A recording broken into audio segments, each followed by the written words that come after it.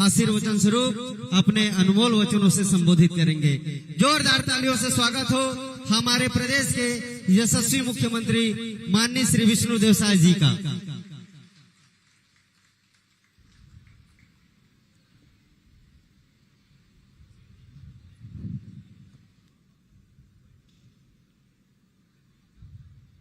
बोलिए भारत माता की, भारत माता की, छत्तीसगढ़ महतारी की, छत्तीसगढ़ महतारी की, अष्टभुजी माता की, अष्टभुजी माता की। आज सत्य निधि नाम बौद्ध संस्थान पौड़ी की इस पावन भूमि में आयोजित सत्य निधि नाम सत्संग सम्मेलन में सबसे पहले मैं व्यासपीठ पर विराजमान पूज्य गुरुदेव जी के चरणों में नमन करता हूं। पूजनीय गुरु माता जी के चरणों में नमन करता हूं। और ऐसे समय में मंच में विराजमान हैं जिनका अभी हम सब लोगों ने उद्बोधन सुना है। हमारे बिलासपुर के लोकप्रिय सांसद और केंद्रीय राज्य मंत्री श्री तोखन साहू जी, जो लगातार छत्तीसगढ़ के विकास के लिए दिल्ली में भारत सरकार में चिंता करते रहते हैं। हमारे प्रदेश के बहुत ही ऊर्जावान और कर्मठ स्वास्थ्य मंत्री, जिनका भी बड़ा ओजस्वी और थोड़ा थोड़ा आध्यात्मिक भाषण भी हम लोग सुने, आदरणीय श्री श्याम बिहारी जायसवाल जी, ये जब से प्रदेश में सरकार में आए हैं और स्वास्थ्य मंत्री का दायित्व संभाले हैं, लगातार छत्तीसगढ़ के अंदर स्वास्थ्य को ठीक करने में लगे हुए हैं। और कभी कभी आप लोग देखे होंगे टीवी में कि रायपुर के अंदर जो अस्पताल हैं, लोअर टी शर्ट में भी वो इंस्पेक्शन के लिए पहुंच जाते हैं। ऐसे आदरणीय श्री श्याम बिहारी जायसवाल जी, क्षेत्र की लोकप्रिय सांसद श्रीमती कमलेश जांगड़े जी, छत्तीसगढ़ खनिज विकास निगम के चेयरमैन और पूर्व विधायक श्री सौरभ सिंह जी, इसी विधानसभा क्षेत्र के पूर्व विधायक और पूर्व नेता प्रतिपक्ष श्री नारायण चंदेल जी, क्षेत्र की पूर्व सांसद श्रीमती कमला पाटले जी, पूर्व विधायक और जिला भाजपा जांजगीर चांपा के अध्यक्ष श्री अम्बेश जांगड़े जी, शक्ति के पूर्व विधायक डॉक्टर खिलावन साहू जी, जिला पंचायत की अध्यक्ष श्रीमती सतलता मीरी जी, जिला पंचायत के उपाध्यक्ष श्री गगन जयपुरिया जी, जनपद पंचायत नवागढ़ की अध्यक्ष श्रीमती कामता मनमोहन कश्यप जी, जिला पंचायत सदस्य श्री राजकुमार साहू जी, श्री समर्थ सिंह दीक्षित जी, श्री प्रदीप नामदेव जी, श्री राहुल थवाई जी, गोविंद यादव जी, श्रीमती अर्चना देवांगन जी, श्रीमती प्रभा देवी कश्यप जी, श्रीमती दीप्ति रोहित सारथी जी, श्रीमती सरोजनी श्रीकांत आसीकर जी, मंच पे विराजमान सभी हमारे अतिथिगण, सभी भक्तवृंद, सभी हमारे देवतुल्य कार्यकर्ता भाई और बहनों, यहाँ के कलेक्टर, एसपी, सभी अधिकारीगण और प्रेस मीडिया के सभी बंधुगण, आज मेरा सौभाग्य है कि इस आश्रम में आप लोगों के बीच आने का सौभाग्य मिला। और गुरु जी और गुरु माता जी का दर्शन करने का भी सौभाग्य मिला है। वास्तव में मुझे बड़ी खुशी हो रही है। पिछले समय भी आमंत्रित किए थे, लेकिन हम आ नहीं पाए थे। इस साल आए हैं, जब ऊपर वाले की मर्जी होती है तभी आना हो पाता है। मैं आप सभी लोगों का हृदय से अभिनंदन करता हूं, स्वागत करता हूं। और आज चांपा जांजगीर जिला के लिए 295 करोड़ रुपए के विकास कामों का लोकार्पण और भूमि पूजन भी किए हैं। इसके लिए मैं समस्त जिला वासियों को भी बहुत बहुत बधाई और शुभकामना देता हूं। और आज बड़ा सौभाग्य का विषय है कि ये पौड़ी की ये भूमि जहां पर सत्य निज नाम बोध संस्थान स्थापित है, यह संतों की भूमि है और यह अध्यात्म और सत्य की भूमि है। मैं पुनः पूज्य गुरुदेव श्री सत्य कबड्डीदास जी को बहुत बहुत नमन करता हूं। और उनकी प्रेरणा से आज खाली छत्तीसगढ़ में ही नहीं बल्कि पूरे देश में सत्य का प्रकाश फैल रहा है। गुरुजी पूरे देश में सत्य के प्रकाश को फैला रहे हैं और जो शरीर को ही मंदिर मानते हैं, और ये बात बिल्कुल सही है। हम अपने शरीर को मंदिर जैसा पवित्र रखेंगे तो निश्चित रूप से हमारे शरीर में ही 33 कोटि देवी देवता सबका वास है। और एक ज्ञान पूज्य गुरुजी दे रहे हैं। और हमारे पूर्व वक्ता बता रहे थे कि गुरुजी लोगों का तो जगह भगवान से भी ऊपर है। कहा गया है ना, गुरु गोविंद दो खड़े काके लागू पाए, बलिहारी गुरु आपने गोविंद देव बताए। मतलब भगवान के विषय में और भगवान तक पहुंचने का रास्ता और ज्ञान ये गुरुजी लोग ही देते हैं। इसलिए गुरुजी का स्थान भगवान से भी ज्यादा है। और ये सत्य निज नाम ये परम शक्ति है। अपने आप को पहचानने की आवश्यकता है। और आध्यात्म के साथ साथ नशा मुक्ति पर भी ये संस्थान और गुरुजी बहुत जोर दे रहे हैं। इसके लिए भी मैं गुरुजी को और संस्थान को धन्यवाद देना चाहूंगा। आज हम लोग तेजी से विकास कर रहे हैं, हर क्षेत्र में विकास कर रहे हैं, लेकिन आज बड़ा दुख होता है जब हमारी युवा पीढ़ी नशाखोरी में आज लिप्त नजर आती है। आज कई तरह का नशा, सूखा नशा, और आज देखते हैं आप लोग कि कितना चाकूबाजी होता है। आज हमारा युवा पीढ़ी नशे के गिरफ्त में आकर चाकूबाजी करते हैं, छोटी छोटी बात के लिए अपने माता पिता भाई को भी नहीं बख्शते हैं, उनकी भी हत्या कर देते हैं। तो ये चिंता का विषय है।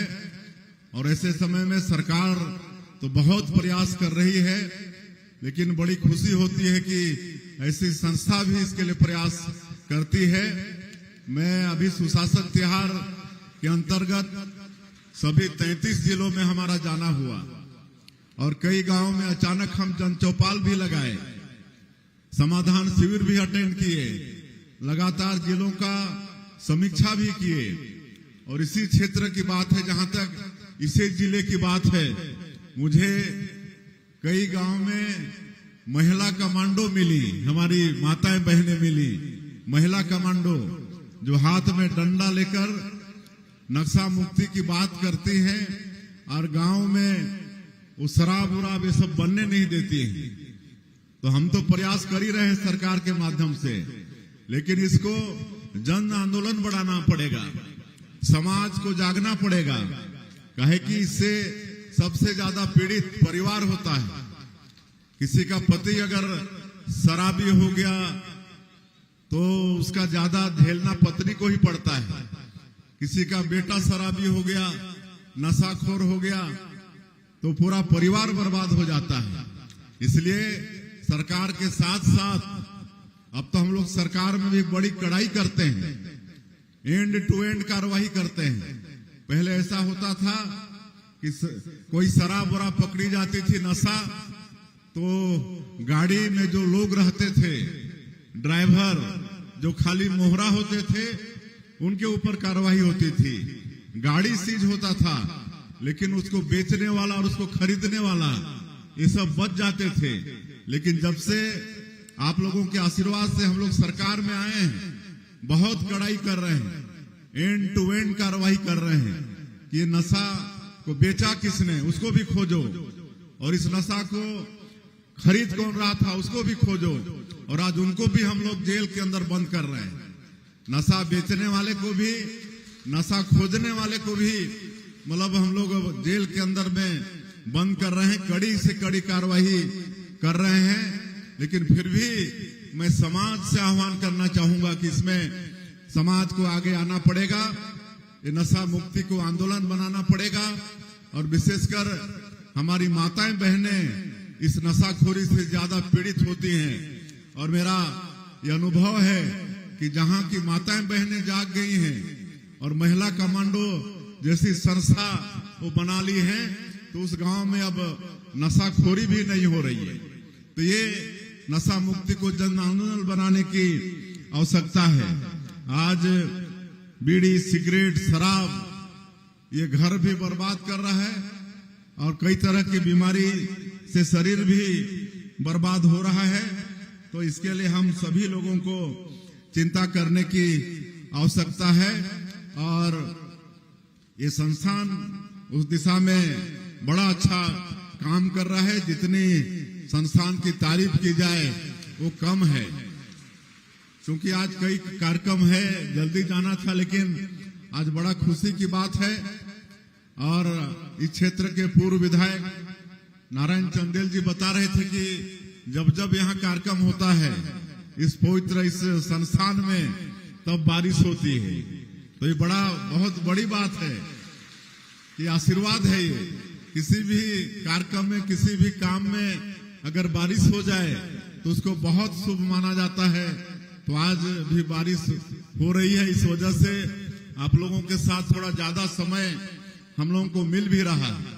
और आप सब लोगों ने देखा है कि अभी कल ही 13 जून को हमारी सरकार का ठीक 2.5 साल पूरा हुआ है, 13 जून को। और ये 2.5 साल में एक तो मोदी की गारंटी को पूरा किए हैं। 2023 के चुनाव में हमारी पार्टी का और हमारे देश के यशस्वी प्रधानमंत्री जी का जो वादा था छत्तीसगढ़ की 3 करोड़ जनता से कि भारतीय जनता पार्टी की सरकार बनेगी तो अमुक अमुक अमुक काम होंगे, और उन सभी वादों को हम लोग मोदी की गारंटी का नाम दिए हैं। और आप लोगों को मैं बता देना चाहता हूं कि मोदी की गारंटी मतलब गारंटी पूरा होने की गारंटी। आज माननीय प्रधानमंत्री जी बोले थे, जो पिछली कांग्रेस की सरकार में 18 लाख गरीब लोग प्रधानमंत्री आवास उससे वंचित हो गए थे। ग्रामीण क्षेत्र में एक भी आवास नहीं बना था। आखिरी में चुनाव जीतने के लिए मुख्यमंत्री आवास योजना शुरू किए थे, और 47,000 लोगों को 25-25 हजार का पहला किस्त दिए थे, और उसको भी पूरा नहीं कर पाए, जिसको आज हम लोग पूरा कर रहे हैं। और 13 दिसंबर 2023 को हम लोग शपथ लिए, और 24 घंटा भी हम लोग देरी नहीं किए। अगले ही दिन 14 दिसंबर 2023 को पहले कैबिनेट में 18 लाख प्रधानमंत्री आवास की स्वीकृति दिए, और उसमें जो मतलब प्रदेश का राज्यांश होता है 40%, वो राशि हम लोग व्यवस्था कर दिए। और आज बड़े गौरव की बात कि अभी हमारे जो इस प्रदेश के डिप्टी सीएम हैं, जिनके पास पंचायत विभाग भी है, श्री विजय शर्मा जी, वो हमको पत्र लिखे हैं मुख्यमंत्री के नाते। एक समय ऐसा था जब एक भी प्रधानमंत्री आवास नहीं बना तो उस समय के कांग्रेस के जो पंचायत मंत्री थे टीएस बाबा, उस समय के मुख्यमंत्री भूपेश बघेल को चिट्ठी लिखे थे कि हम गरीब लोगों का आवास नहीं दे पा रहे हैं, इसलिए मुझे अच्छा नहीं लग रहा है, इसलिए मैं पंचायत मंत्री से इस्तीफा देता हूं। और इस्तीफा दे दिए थे। एक वो चीज आप सोचिए, और आज के हमारे पंचायत मंत्री चिट्ठी लिख रहे हैं, ये 2 साल के अंदर में, 2.5 साल के अंदर में 10,60,000 मकान हम लोग गरीबों का बना के दिए हैं। छोटी संख्या नहीं होती है 10,60,000 की।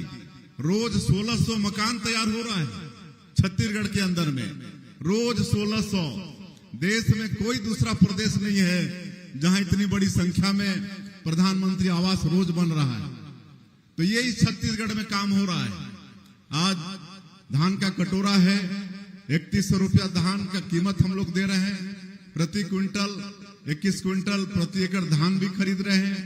2 साल का बकाया बोनस जिसको किसान भूल गए थे, पता नहीं ये मिलेगा कि नहीं, लेकिन 13 लाख किसानों का 3716 करोड़ रुपया वो भी दिए।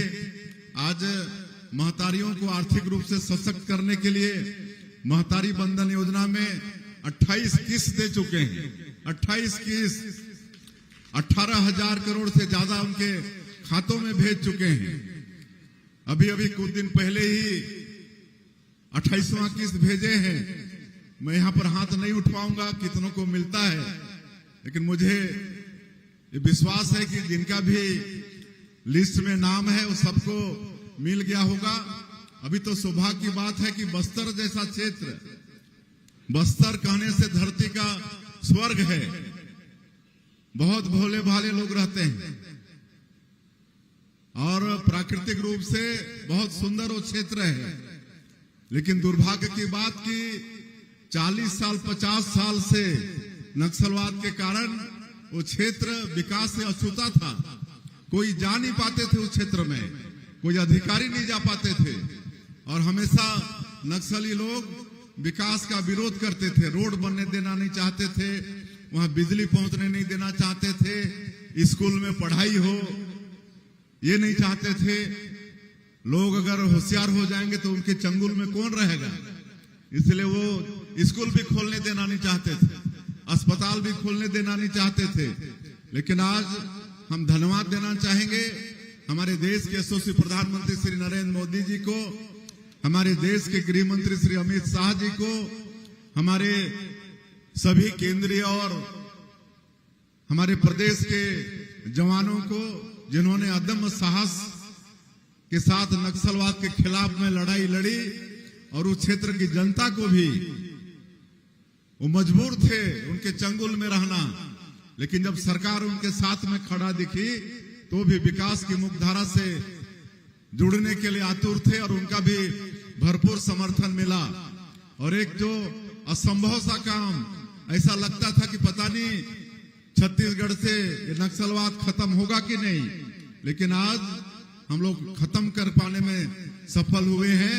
आज वहां की माता बहनों को भी हम लोग महतारी बंधन का पैसा दे रहे हैं। अभी 20,000 22,000 माताओं का नाम जुड़ा है, ये 2 किस्त उनको भी भेज चुके हैं। और आज नियत नीलानार योजना, आपका अच्छा गांव योजना के माध्यम से हम लोग 500 से ज्यादा गांव को आज आबाद कर चुके हैं। वहां सड़कें पहुंचा दी हैं, बिजली पहुंच गई है, उनके घर में नलों द्वारा पानी पहुंच रहा है। राशन 5-5 दिन लगता था वहां के लोगों को राशन के लिए, पैदल जाते थे, रास्ता नहीं। 30 किलो 35 किलो चावल के लिए 5 दिन लगता था। आज उनके गांव में राशन का दुकान खुलवा दिए। तो ये विकास का काम वहां हो रहा है। दूर संचार का साधन ये सब कर रहे हैं। तो इस तरह से तेजी से विकास छत्तीसगढ़ के अंदर में हो रहा है। मोदी की गारंटी का अधिकांश काम को हम लोग पूरा किए हैं। तेंदुपत्ता का कीमत बढ़ाए हैं। रामलला दर्शन योजना में अभी तक 42,000 से ज्यादा हमारे राम भक्त सरकारी खर्चे में अयोध्या जाकर प्रभु श्री राम का दर्शन करके आ गए हैं। मुख्यमंत्री तीर्थ यात्रा दर्शन योजना भी शुरू किए हैं। हमारे बूढ़े बुजुर्गों की इच्छा होती है कि अंत समय में कोई तीरथ व्रत करके आ जाए, लेकिन हर परिवार में वो सक्षमता नहीं होती है। वो काम भी हमारी सरकार जो डॉक्टर रमन सिंह जी शुरू किए थे, जिसको कांग्रेस की सरकार बंद कर दी थी, उसको फिर हम लोग शुरू किए हैं। अभी 5,000 से ज्यादा हमारे बुजुर्ग माता पिता इस योजना का भी लाभ ले चुके हैं। तो इस तरह से तेजी से छत्तीसगढ़ के अंदर में विकास हो रहा है। स्वास्थ्य के क्षेत्र में लगातार, जब ये राज बना तो एक मेडिकल कॉलेज था, आज 15 मेडिकल कॉलेज हो गया है। शिक्षण की सारी संस्थाएं, IIT, IIM, IIIT, NEET, law का यूनिवर्सिटी, सब कुछ ये छत्तीसगढ़ के अंदर में आज है। तो ये सारी सुविधाएं हम लोग किए हैं। तो ये सब आज हम बताने नहीं आए, लेकिन बारिश हो गई, हेलीकॉप्टर वाला बोल रहा है कि अभी थोड़ा टाइम है, इसलिए मैं सब थोड़ी बात बता रहा हूं। और अभी हम लोग लगातार जनता को कैसे हम लोग अधिक से अधिक सुविधा दिला पाए, इसकी चिंता कर रहे हैं। और अभी 9 तारीख को एक मुख्यमंत्री हेल्पलाइन शुरू किए हैं। आप लोग नोट करना चाहें तो नोट कर लीजिए, 1076 मुख्यमंत्री हेल्पलाइन है, 1076 है ना, इस सबके लिए है, टोल फ्री नंबर है। और नया रायपुर के अंदर में एक हमारा ऑफिस है, बड़ा सुसज्जित ऑफिस, 125 कर्मचारी हैं वहां पर जो बैठ रहे हैं रात और दिन। और एक ग्रुप में 50-50, 2 ग्रुप में 8-8 घंटा ड्यूटी, और एक ग्रुप में 25, उनका भी रात में 24 घंटा ही खुला रहेगा, 7 दिन 24 घंटा खुला रहेगा। एक शिफ्ट में 50 कर्मचारी बैठेंगे, दूसरे शिफ्ट में 50, और रात में ताकि लोग सो भी जाते हैं तो उसमें थोड़ा कम किए हैं 25 लोगों का। और आप लोग इस नंबर में अपनी कोई भी समस्या, मांग को छोड़कर, निर्माण काम को छोड़कर, बाकी कोई भी तरह की समस्या आप वहां पर रजिस्टर कराएंगे। कहीं पर ट्रांसफार्मर जल गया तो आप रजिस्टर कराइए, कहीं पर आपका सीमांकन नहीं हो रहा है, तहसीलदार के आदेश के बाद पटवारी लोग बहुत घुमाते हैं तो शिकायत करिए, कहीं पर लाइन कट गया तो शिकायत करिए। तो इस सब को आप शिकायत करेंगे तो बराबर रिस्पांस मिलेगा। सबके लिए टाइम बाउंड है।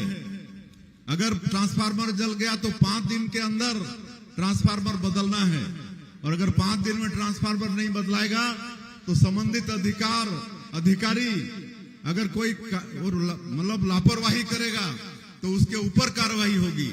तो ये हम लोग मुख्यमंत्री हेल्पलाइन में शुरू कर रहे हैं। आज हम लोग पंचायत में अटल डिजिटल सेवा केंद्र खोल रहे हैं। 6000 से ज्यादा पंचायत में खोल चुके हैं। अभी जहां भवन नहीं बना है वहां पंचायत घर में ही इसकी सुविधा दे रहे हैं, नहीं तो अलग से भवन बनवा के दे रहे हैं। जैसा CSC सेंटर होता है उसी तरह से अटल डिजिटल सेवा केंद्र में आपके सारे प्रमाण पत्र, आपके राजस्व के रिकॉर्ड और सब कुछ, और उसमें बैंकिंग सुविधा भी मिलेगी। 1 लाख रुपया तक रोज उसमें पैसा जमा और निकालने का भी व्यवस्था है। उसको बढ़ाने के लिए फिर हम लोग सोच रहे हैं, तो पंचायत के लोगों को बैंक भी जाना नहीं पड़ेगा। उसी अटल डिजिटल सेवा केंद्र में बैंक की सारी व्यवस्था होगी। ये भी हम लोग कर रहे हैं। एक ई-डिस्ट्रिक्ट सेवा है, डॉक्टर रमन सिंह ही शुरू किए थे। उसमें पहले करीब 50 के अंदर सेवा थी, अब उसको बढ़ा के हम लोग 400 से ज्यादा तरह का सेवा आपको घर बैठे देंगे।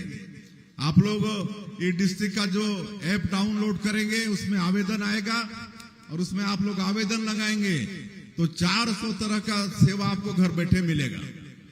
किसी को आय प्रमाण पत्र चाहिए, जाति प्रमाण पत्र चाहिए, अपने मोबाइल उठाकर उसमें आवेदन लगाएंगे तो आपको उसी में आपको उपलब्ध हो जाएगा, और वो मान्य होगा। ऐसा नहीं है कि उसकी मान्यता नहीं होगी। तो ये हम लोग कर रहे हैं। लगातार हम लोग सहकारिता को बढ़ावा दे रहे हैं, कहे कि सहकारिता किसानों से जुड़ा है।